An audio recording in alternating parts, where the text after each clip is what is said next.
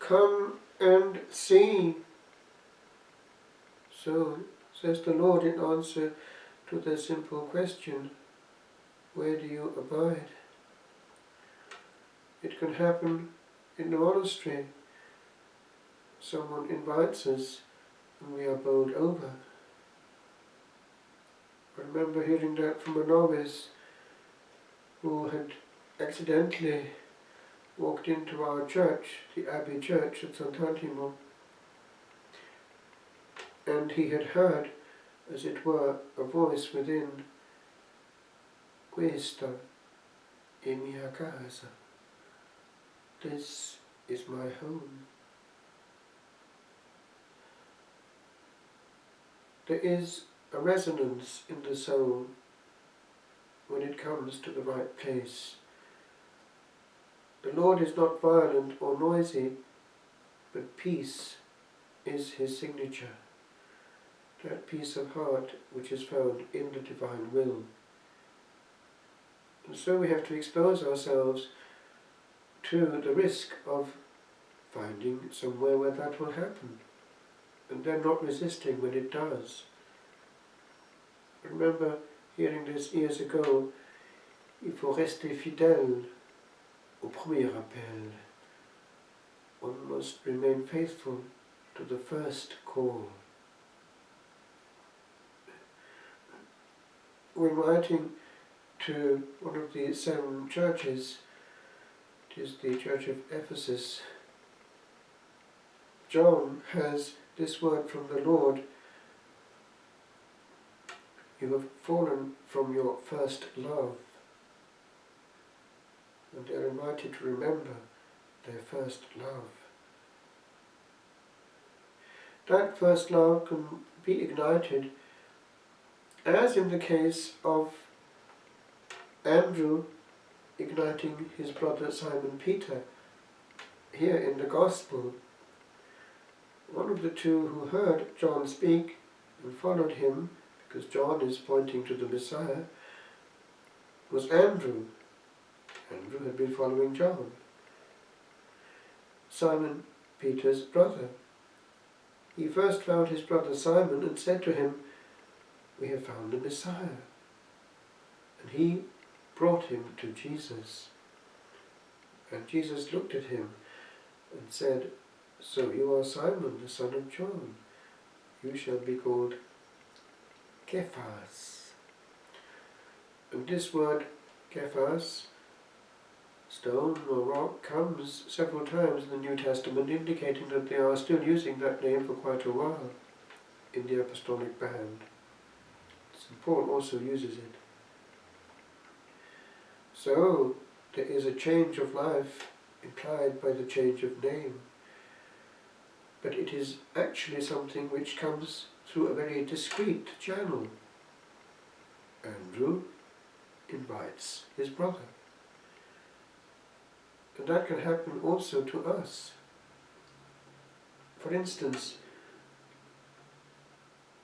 I do remember as yesterday when unexpectedly being transferred from the Welsh school to a nearby English school because of asthma, very quickly a friend who was from a very Christian family invited me to come with him to the Christian Union. It was only an invitation, but boy, was it to have an effect.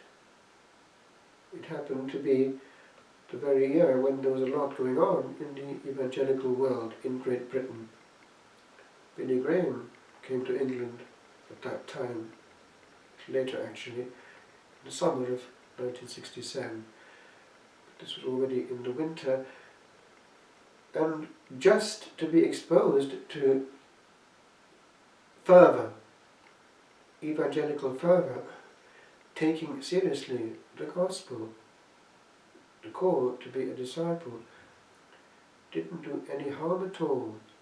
Because why? It just gave Jesus space.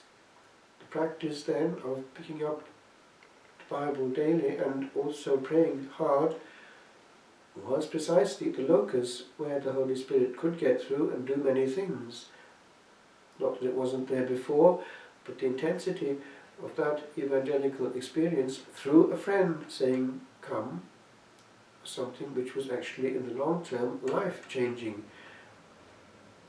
In the wake of that, things happened which wouldn't have otherwise, such as by instinct drifting to the nearby open Catholic Church and feeling there the presence. But all because the spark had been ignited initially by this come, one word. And we can do that for somebody else. It might be come to such an event or to this place. One thinks of the many graces of conversion and vocation that happen, for instance, in certain place of pilgrimage, and this goes on. One cannot deny the Spirit of God is there, but often collaborating with a human invitation. People who organize groups to go to certain places, and they are a locus where the Holy Spirit can come in and work upon them.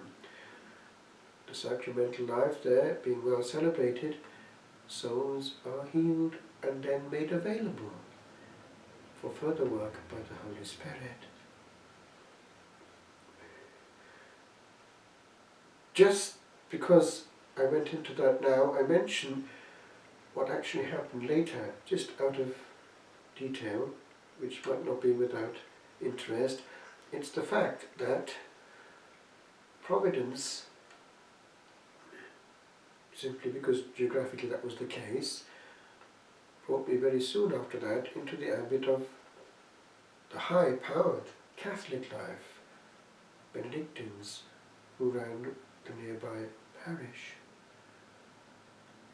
Now there, coming from a strong evangelical experience, it could have gone either way, but actually it went the right way, because they were offering not less but more, and with a depth which the other was not able to compete with. When you have 6 or 7 calm monks praying a lot in choir, even there in the parish, each more or less of Oxford formation, each with a depth and a baggage which even on the human level held up and had to be reckoned with, and never raised their voice when it came to ecumenical dialogue or the other.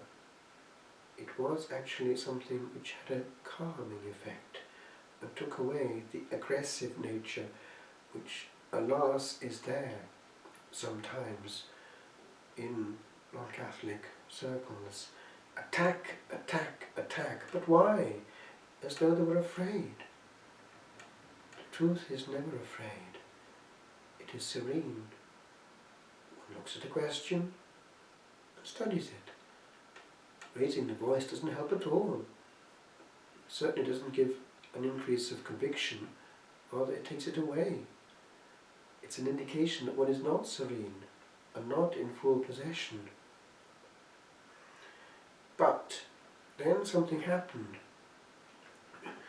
It was the time when, just after the council, they were beginning the regular Welsh Mass, a good thing in itself, going there to the first Sunday of Advent in 1970 it must have been. And I remember something inside saying, well, this is a pity, because I was already an altar boy at the Benedictines, and then missing the High Mass, because we kept things as they were for a long time, even though it was going bit by bit into English, but it was still sung and all the ceremonial was there. And then coming into a Low Mass, essentially. And also then, because it was in Welsh, internally comparing notes with the Welsh background I was coming from. And there was a bit of a problem. The Welsh had a huge tradition of powerful preaching, and that could draw the attention even of a child. With the Benedictines, it was a calm mode of preaching with depth and good content, great preparation.